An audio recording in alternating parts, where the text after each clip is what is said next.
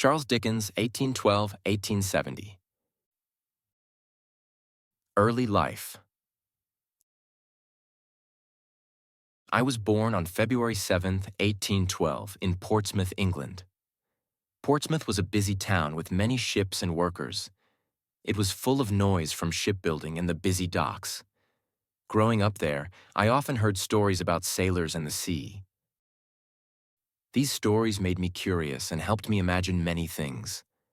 My father, John Dickens, worked as a clerk in the Navy Pay Office. My mother, Elizabeth Barrow, wanted to be a teacher or school director. My family did not have much money, and we often struggled. These hard times made me notice how difficult life was for poor people. This taught me to care about their problems, which later became a big part of my books. When I was 12 years old, my father was sent to prison because he could not pay his debts. This was a very sad time for me and inspired many of the stories I would later write. During this time, I had to leave school and work at Warren's blacking factory.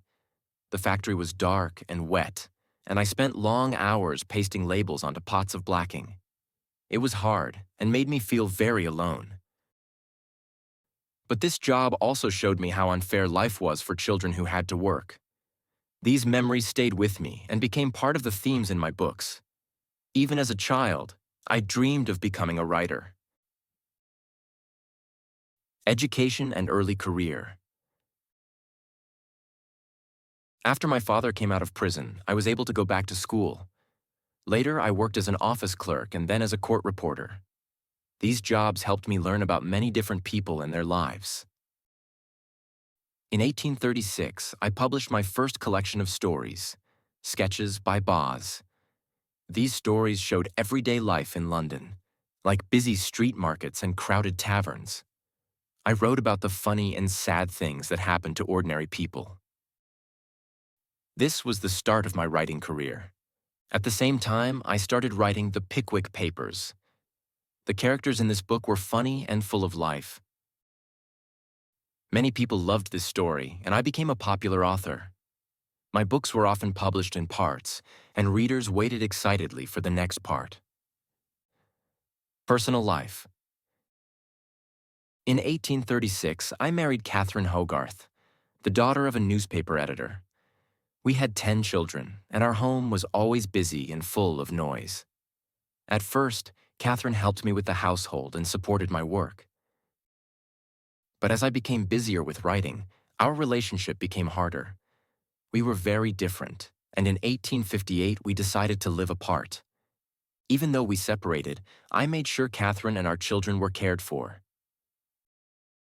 I stayed close to my children and often shared my creative work with them. My sister-in-law, Georgina Hogarth, also lived with us and helped take care of the children after Catherine and I separated. In my later years, I had a close friendship with Ellen Ternan, a young actress. Some people talked about this relationship, but she became an important part of my life. My family life was not simple, but it gave me ideas for my stories. Many of my books explore themes like family, love, and loyalty. Literary success. I wrote many famous books during my life. Oliver Twist tells the story of a poor orphan who faces many dangers in London. David Copperfield is about a boy growing up and finding his place in the world. It is partly based on my own life. Great Expectations is about a boy named Pip who dreams of becoming a gentleman. These stories often talk about social problems, poverty, and the struggles of ordinary people. I wanted my books to show how unfair the world could be and make people think about change. David Copperfield was one of my favorite books because it included many things from my own life. Through my characters, I wanted to give a voice to people who were often ignored. Later years and legacy. In my later years, I gave public readings of my books. These events were very popular, and I liked meeting my readers. But the long hours of travel and work made my health worse. On June 9, 1870, I died at my home, Gad's Hill Place. I was buried in Westminster Abbey in London.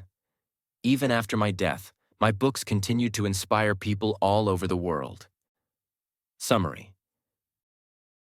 Charles Dickens was a writer who believed that stories could change the world. Through my books, I showed the struggles of poor people and the problems in society. My life was full of challenges, but I turned these challenges into stories that still touch people's hearts today. Main message: my life taught me that books can open minds and bring hope, even in the hardest times.